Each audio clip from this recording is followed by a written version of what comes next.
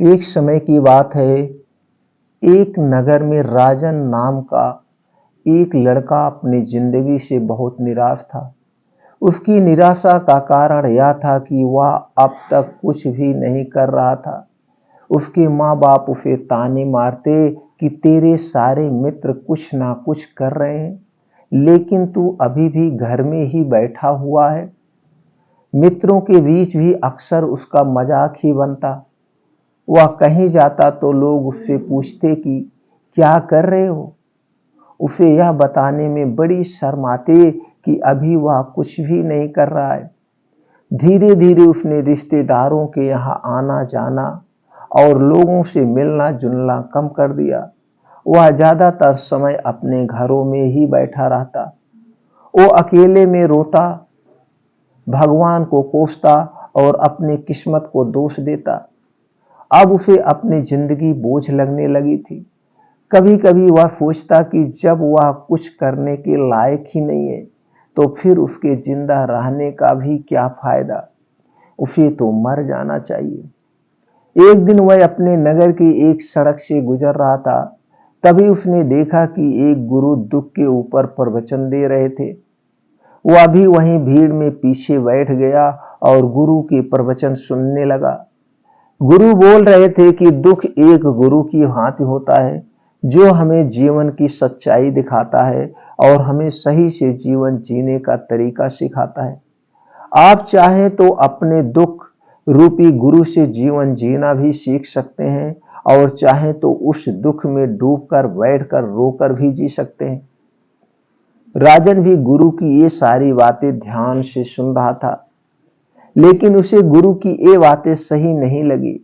उसने खड़े होकर कहा, दुख कुछ भी सिखाकर नहीं जाता, सिर्फ पीड़ा देकर जाता है। दुख की पीड़ा अनंत होती है। ऐसा लगता है इसके बाद कुछ भी नहीं होने वाला है, कुछ भी नहीं मिलने वाला है। मृत्यु भी उसके सामने छोटी लगने लगती है। गुरु ने कहा, आखिर दुख है तुम्हें? राजन ने अपना सारा दुख गुरु के समक्ष कह सुनाया और पूछा, क्या आपके पास मेरे इस दुख का कोई समाधान है? यह सुनकर गुरु मुस्कुराए और बोले, जिस दिन तुम्हारे जीवन में सच्चा दुख आए उस दिन मेरे पास आ जाना। मैं तुम्हारे दुख का समाधान अवश्य करूंगा। इतना कहकर गुरु वहां से चले गए। राजा ने सोचा, क्या मेरा दुख सच्चा नहीं है? क्या जिसमें से मैं गुजर रहा हूं वो छोटा है? कोई भी मेरे दुख को नहीं समझ सकता। जब माँ बाप नहीं समझ पाए तो गुरु क्या समझेंगे। अपने दुखों से परेशान होकर राजन ने एक निर्णय लिया कि अब वह कुछ करके दिखाएगा। उसने एक छोटा सा व्यापार शुरू किया, लेकिन उसमें उसे सफलता नहीं मिल रही थी। पर उसके घर वाले खुश थे कि वह कुछ तो प्रयास कर रहा है। वह अपने व्यापार में जुटा रहा और उसे धीरे धीरे सफलता भी मिलने लगी। फिर उसने रफ्तार पकड़ ली और सिर्फ 4 साल के अंदर ही वह एक बड़ा व्यापारी बन गया। अब राजन के चारों तरफ ऐसे बहुत से लोग थे जो उसकी चिंता करते थे, उसे पसंद करते थे, उसके कामों की प्रशंसा करते थे। अब उसके घर वाले भी उसकी प्रशंसा करते नहीं थकते थे। दिन प्रतिदिन उसके मित्रों की संख्या बढ़ती जा रही थी। अब वो अपनी जिंदगी से बहुत ही खुश था। उसके कुछ मित्रों ने उसे सलाह दी कि जब तुम बड़े व्यापारी बनकर इतने खुश हो तो सोचो कि अगर तुम इस नगर के, इस राज्य के सबसे बड़े व्यापारी बन जाओ तो तुम्हारे पास कितना सुख होगा। कितने लोग तुमसे जुड़ना चाहेंगे, तुम्हारा कितना यश फैलेगा। स्वयं राजा भी तुमसे मित्रता करना चाहेंगे और जरूरत पड़ने पर तुमसे ही धन उधार लेंगे। मित्रों की यह बात राजन के मन में घर कर गई और अब उसने और भी धन कमाने का प्रयास शुरू कर दिया। लेकिन उसे ये सब कुछ बहुत ही जल्दी चाहिए था। वह सब कुछ प्राप्त करने में अपना ज्यादा समय बर्बाद नहीं करना चाहता था। इसीलिए उसने ऐसे भी कार्य करने शुरू कर दिए जो उचित नहीं थे। उसने बड़ी मात्रा में अपने मित्रों से धन उधार लेना शुरू कर दिया। ज्यादा मुनाफा कमाने के लालच में अपने सामान में मिलावट करने लगा। उसने दूसरे व्यापारियों के खिलाफ षड्यंत्र भी रचे, उन्हें डराया और धमकाया भी। जैसा जैसा उसके मित्र उससे कहते गए वही करता गया। वह इन तरीकों से ज्यादा धन तो कमा रहा था, लेकिन अब उसके जीवन में सुकून नहीं रह गया था। उसके मन की शांति गायब हो गई थी। उसे रातों में नींद नहीं आती थी। सुख साधन की सारी वस्तुएं होने के बाद भी उसे किसी में सुख नहीं मिल रहा था। एक दिन राजन अपनी बग्गी में सवार होकर कहीं जा रहा था। तभी रास्ते में उसे गुरु का आश्रम दिखा। वह रुक गया। वह गुरु के पास जाकर बोला, गुरुदेव, आपने कहा था कि जब तुम्हारे जीवन में सच्चा दुख आए तब मेरे पास आना।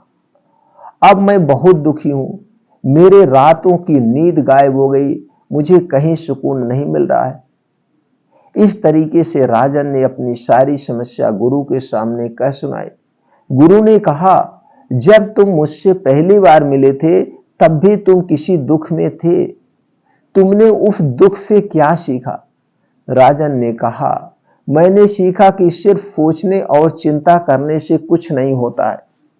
अपनी सोच को सच करने के लिए कर्म करना पड़ता है, और सिर्फ कर्म करने से भी कुछ नहीं होता है। अपने कर्म को अंतिम पड़ाव तक ले जाना भी आवश्यक होता है। चाहे रास्ते में कितनी भी मुश्किलें आए, मन कितना भी निराश हो, कितना ही लगे कि अब आगे कुछ भी नहीं होने वाला है, तब भी यह मानकर चलो कि मैं जो भी कर रहा हूं उसमें सफल अवश्य होंगे। लोग सिर्फ सफल व्यक्ति को ही सम्मान देते हैं, फिर चाहे कोई कितना ही अच्छा क्यों ना हो, वह लोगों की नजरों में होता है। यह सब सुन गुरु मुस्कुराए और बोले, यह असली दुख नहीं है। जब तुम्हारे जीवन में असली दुख आए तब मेरे पास आना, मैं उसका समाधान अवश्य करूंगा। राजन जाते समय गुरु को सोने के सिक्कों से भरा घड़ा भेंट किया। घड़ा देखकर गुरु ने कहा कि ये मेरे किसी काम का नहीं है, इसे उस पेड़ के नीचे गड्ढा खोदकर दफना दो। राजन ने गुरु के कहे के अनुसार घड़े को पेड़ के नीचे दफना दिया और वहां से चला गया। कुछ दिनों तक तो व्यापार अच्छी तरक्की कर रहा था, लेकिन गलत व्यापार की वजह से धीरे धीरे उसे व्यापार में घाटा होने लगा। उसकी सारी धन संपदा धीरे धीरे खत्म होने लगी, और एक दिन ऐसा आया जब उसके पास कुछ भी नहीं बचा और वह कर्जे से लद चुका था। लेकिन वह निश्चित था, क्योंकि उसने सारा कर्ज अपने मित्रों से लिया था, अपने दोस्तों से ही लिया था। वह सोचता था कि उसके मित्र बुरे समय में उसका साथ देंगे, लेकिन ऐसा कुछ भी नहीं हुआ। बुरा समय आते ही मित्रों ने ही सबसे पहले अपना उधार मांगना शुरू किया, और उधार वापस ना करने पर जान से मारने की धमकी भी दी। उसके शुभ चिंतक, उसे चाहने वाले सब उससे दूर हो गए। उसके वो मित्र जो उसके साथ मौज मस्ती किया करते थे, अब उससे दूर भागने लगे। उसके परिवार वाले उसे उसकी गलतियां और कमियां गिनाने लगी। उसकी सारी संपत्ति नीलाम हो गई। उसके पास कुछ भी नहीं बचा। उसने अपने मित्रों से सहायता मांगी तो पिता ने कहा, मेरे पास ये थोड़ी सी ही संपत्ति है। अगर मैं ये भी तुम्हें दे दूंगा तो तुम्हारी मां को कहां रखूंगा? यह संपत्ति हमारी आखिरी सहारा है। यही आखिरी सहारा है। राजन के भीतर बहुत गहरा दुख हुआ। उसके आसपास ऐसा कोई भी नहीं था जो उसके दुख को समझ सके, उसे संभाल सके, उसे सांत्वना दे सके। लोगों से मिले इस धोखे और विश्वासघात की वजह से वह अंदर तक टूट गया। उसे लगने लगा, अब जीने का क्या मतलब? अब तो मृत्यु ही एकमात्र सहारा है, वह है आत्महत्या करना। वह एक भारी कदम उठाने जाने ही वाला था कि तभी उसे याद आया, गुरु ने कहा था कि जब तुम्हारे जीवन में असली दुख आए तब मेरे पास आना। राजन गुरु के पास गया और अपना सारा दुख सुनाया। वहीं आंखों में आंसू भरकर बोला, मेरे इस दुख का समाधान कीजिए गुरुदेव, समाधान। गुरु ने कहा, जब तुम्हारे जीवन में असली दुख आए तब मेरे पास आना, मैं उसका समाधान अवश्य करूंगा। राजन ने कहा, क्या अभी जो मेरे जीवन में घट रहा है वो दुख नहीं है? आखिर असली दुख होता क्या है गुरुदेव? गुरु ने कहा, सबसे पहले तुम ये बताओ कि तुमने अपने इस दुख से क्या सीखा? राजन ने कहा, मैंने सीखा कि जो लोग हमारी सफलता, हमारी तरक्की की वजह से हमारे जीवन में आए हैं, वो हमें धोखा अवश्य देंगे, क्योंकि वह बुरे समय में हमारे साथ खड़े नहीं होंगे। वह केवल अच्छे समय में हमारा फायदा उठाएंगे और बुरे समय में छोड़कर चले जाएंगे। भरोसा केवल उन्हीं लोगों पर करना चाहिए जो हमारे बुरे समय में, असफलता के समय में हमारे साथ खड़े रहते हैं। लेकिन ऐसे लोग बहुत ही कम होते हैं, पर जिसके पास होते हैं उन्हें उसकी कद्र करनी चाहिए, उनका अपमान नहीं करना चाहिए। मैंने यह भी सीखा कि कभी किसी के खिलाफ षड्यंत्र नहीं रखना चाहिए, ईमानदारी और धैर्य के साथ अपना काम करना चाहिए और कभी लालच नहीं करनी चाहिए। अपना सारा दुख और अनुभव बताने के बाद राजन आंखों में आंसू भरकर गुरु के सामने बैठा रहा। थोड़ी देर बाद गुरु उठे और उस पेड़ के नीचे गड्ढा खोदकर वह घड़ा बाहर निकालकर जो सोने के सिक्कों से भरा हुआ था और उससे राजन को दे दिया और कहा, जब तुम्हारे जीवन में असली दुख आए तब मेरे पास आना। राजन ने गुरु को धन्यवाद दिया और उन्हें प्रणाम करके वहां से चला गया। उसने उस धन से एक छोटा सा व्यापार शुरू किया। अब वह एक छोटा व्यापारी बनकर भी खुश था। उसने पूरी लगन और ईमानदारी से व्यापार किया। देखते ही देखते वह अपने नगर का फिर एक बड़ा व्यापारी बन गया। उसका जीवन खुशियों और सुविधाओं से भर गया। लेकिन कोई कितना भी अच्छा हो, कितना भी अच्छा काम करे, दान करे, पुण्य करे, लोगों की मदद करे, लेकिन जीवन में दुख तो आता ही है। राजन के जीवन में भी दुख आया। उसके माता पिता की मृत्यु के रूप में वह दोनों एक ही दिन मृत्यु को प्राप्त हो गए। राजन अपने माता पिता से बहुत प्रेम करता था, इसीलिए उसे उनकी मृत्यु से बहुत गहरा आघात हुआ। वह उन दोनों के पार्थिव शरीर को शमशान घाट ले गया, जहां उनकी अंतिम क्रिया की गई। वहां उसने अपने माता पिता के शरीर को जलते हुए देखा तो उसका मन बेचैन हो गया। उसके अंदर बहुत से प्रश्न उठने लगे। घर वापस आया तो उसने अपने माता पिता के घर और संपत्ति को देखा, जिसके लिए उसके पिता हमेशा लड़ते रहते थे। आज वह लावारिस पड़ी है। आज उसकी देख रेख करने वाला, उसके लिए लड़ने वाला इस दुनिया से चला गया। उसके पिता ने जो भी कमाया था, जो भी बनवाया था, वो सब यहीं रह गया था। एक दिन तक किसी से भी अपनी संपत्ति के लिए लड़ जाने वाले उसके पिताजी आज खुद इस दुनिया से अलविदा हो गए थे। उसका मन इसी तरह से अनेक विचारों के भंवर में फंसा हुआ था। उसे अंदर से अकेलापन और डर महसूस हो रहा था। उसे कुछ खालीपन सा महसूस हो रहा था। उसे लग रहा था कुछ तो है जिससे वह समझ नहीं पा रहा है। इसीलिए वह गुरु के पास गया। उसे देखते हुए गुरु ने कहा, क्या जीवन में कोई दुख है? राजन ने कहा, वैसे तो जीवन में कोई दुख नहीं है गुरुदेव, सब सुख है, सब अच्छा चल रहा है। लेकिन आज मेरे माता पिता की मृत्यु हो गई। इस घटना से मेरा मन बहुत दुखी और बेचैन है। गुरु ने कहा, इसमें दुखी होने वाली कौन सी बात है? एक दिन तो सभी के प्रियजनों को मरना ही है। हमेशा जीवित ना तो कोई रहा है और ना ही कोई रहेगा। एक दिन तो तुम्हें भी मरना ही है। हो सकता है कल ही मर जाओ या आज ही मर सकते हो। राजन ने कहा कि आप क्या कह रहे हैं गुरुदेव कि मैं भी मर जाऊंगा, पर मैं तो अभी जवान हूं।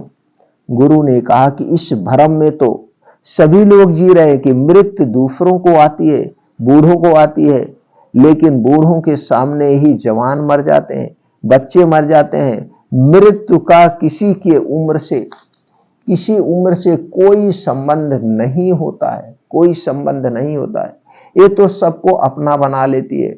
गुरु की यह बातें राजन के मन में घर कर गई और वह चुपचाप वहां से चला गया। लेकिन उसका मन बेचैन अब भी था। वह कुछ खालीपन सा महसूस कर रहा था। वह पूरे दिन अपने बारे में सोचता रहा कि वह कौन है, इस दुनिया में क्यों आया है।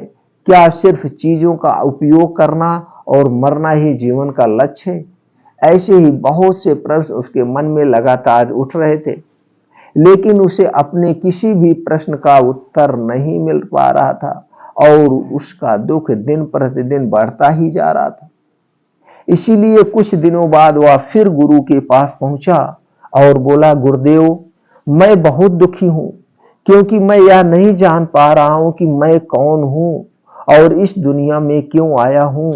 यह सुन गुरु मुस्कुराए और बोले, आज पहली बार तुम्हारे जीवन में सच्चा दुख पैदा हुआ है। वास्तव में यही है जो दुख कहलाने के लायक है। हमें पता नहीं कि हम कौन हैं, क्यों आए हैं, क्या करना है, कैसे करना है। राजन ने कहा, गुरुदेव, मेरे इस दुख का समाधान कीजिए। गुरु ने कहा, हम सभी इंसान जीवन भर कर इकट्ठा करते रहते हैं। हम सभी इंसान जीवन भर धन संपत्ति, मान सम्मान, परिवार, मित्र, शत्रु, पद प्रतिष्ठा इत्यादि इकट्ठा करते रहते हैं। गुरु ने कहा, क्या इन इकट्ठा की हुई सभी चीजों में से एक भी चीज को अपने साथ ले जा सकते हो? राजन ने कहा, नहीं गुरुदेव, इनमें से कुछ भी साथ नहीं जाता। मेरे माता पिता के साथ भी कुछ ही नहीं गया, सब तो यहीं छूट गया, घर परिवार संपत्ति सब कुछ। गुरु ने कहा, अब मेरी बातों को ध्यान से सुनना। इस दुनिया में हमें जो इकट्ठा करना चाहिए वो तो हम कभी इकट्ठा करते ही नहीं। चीजें हमारे सामने ही होती है, लेकिन हम उन्हें देखने का प्रयास ही नहीं करते। इस दुनिया में हमें जिस चीज को इकट्ठा करना है वो हम खुद हैं। हमें खुद को इकट्ठा करना है, ताकि जब मृत्यु हो तो हम एक हो सके और स्वयं को पहचान सकें। हम भीतर से बटे हुए हैं। हम बटे हुए हैं प्रेम में, नफरत में, क्रोध में, जलन में, क्रूरता में, धन में, संपत्ति में, पद में, प्रतिष्ठा में, मान में, पहचान में, धर्म में, जात में। ऐसे ही सैकड़ों हजारों चीजों और वास्तव में हम बटे हुए हैं। हम टुकड़ों में जीवन जी रहे हैं। इस बंटवारे की वजह से हमारी चेतना कभी एक नहीं हो पाती है। हमारी चेतना शक्ति बिखर गई है। इसीलिए हमारे पास इतना भी समय नहीं है, इतनी भी ऊर्जा नहीं है कि हम मुड़कर एक बार अपने भीतर देख सके। वास्तव में जिस धन की कमी, सुविधाओं की कमी, मान सम्मान की कमी को लोग दुख समझते हैं और जीवन भर उसे दुख बोलकर रोते रहते हैं और उनका समाधान खोजने का प्रयास करते रहते हैं, उसका समाधान कभी मिलेगा ही नहीं। क्योंकि जिन्हें लोग दुख कहते हैं वो असली दुख है ही नहीं, वो है ही नहीं। वो तो सिर्फ इंसान की चाहत है, उसकी इच्छा है, जिसकी पूर्ति कभी नहीं की जा सकती। इसीलिए यहाँ व्यक्ति को ऐसे दुखों का कभी भी समाधान मिला ही नहीं है। इसलिए इन सब के ऊपर अगर अपने दुखों का परम समाधान चाहिए तो सबसे पहले अपने आप को इकट्ठा करो, अपनी ऊर्जा को इस संसार से वापस खींचो और एकत्रित करो। अपने ऊपर ध्यान दो, खुद पर ध्यान लगाओ। मृत्यु से पहले अपने आप को पहचान लो। ऐसे ही बिखरे हुए मत चलो। राजन ने कहा, तो क्या गुरुदेव, हमें ये संसार छोड़ देना चाहिए, अपनी सभी इच्छाओं को मार देना चाहिए, किसी से प्रेम नहीं करना चाहिए, धन संपत्ति नहीं इकट्ठा करनी चाहिए, मान सम्मान की आफा छोड़ देनी चाहिए? गुरु ने कहा, एक बिखरे हुए मनुष्य के अंदर से कामनाएं, इच्छाएं और वासनाएं ऐसे ही निकलती हैं जैसे पहाड़ से कोई पत्थर गिर रहा हो, जिस पर पहाड़ का कोई नियंत्रण नहीं है सिवाय देखने, परेशान होने और कुछ खोने के। इसी प्रकार एक बिखरे हुए मनुष्य की इच्छाएं अनियंत्रित और दुखदायी होती है। उसका अनियंत्रित मन कुछ भी इच्छाएं और कल्पनाएं करता रहता है और दुखी होता रहता है। लेकिन जब व्यक्ति एकत्रित हो जाता है तो वह जो भी काम करता है, जो भी करता है, सब उसके नियंत्रण में रहता है। तभी इच्छाएं भी उसकी इच्छा से निकलती हैं। राजन ने कहा, गुरुदेव, आपने मेरे सच्चे दुख का समाधान कर दिया। आपका बहुत बहुत धन्यवाद। आपसे मैं खुद को एकत्रित करने का प्रयास करूंगा।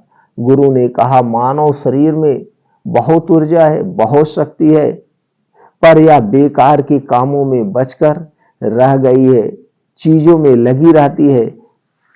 यह ऐसा ही है जैसे कि एक अत्यंत शक्तिशाली मशीन किसी बच्चे के हाथ में दे दी गई हो और वह बिना सोचे समझे, बिना किसी नियंत्रण और जानकारी के बस इसकी शक्ति को कहीं भी बर्बाद कर रहा हो। इसीलिए अपनी चेतना की शक्ति पर ध्यान दो और इसे एकत्रित करो, और इसे एकत्रित करो, तुम्हारे जीवन में एकत्रित करो। राजन को अपने प्रश्नों का उत्तर मिल चुका था। उसने गुरु को धन्यवाद दिया और चुपचाप वहां से चला गया। दोस्तों, उम्मीद है कि आपको यह कहानी पसंद आई होगी।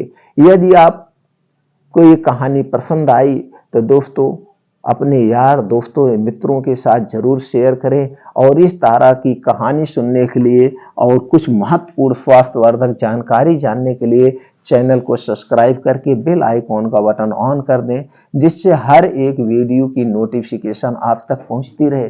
दोस्तों, जैसे आप जानते हैं, हमारे चैनल पर भगवान महात्मा बुद्ध के अनमोल विचार, उनके क्या सिद्धांत हैं, उसे हम लाते हैं और स्वास्थ्य से संबंधित जानकारी अपलोड करते हैं। अगर आपको हमेशा स्वस्थ व निरोग रहना है तो आप दोस्तों चैनल को सब्सक्राइब करके अपने यार दोस्तों के साथ जरूर शेयर करिए।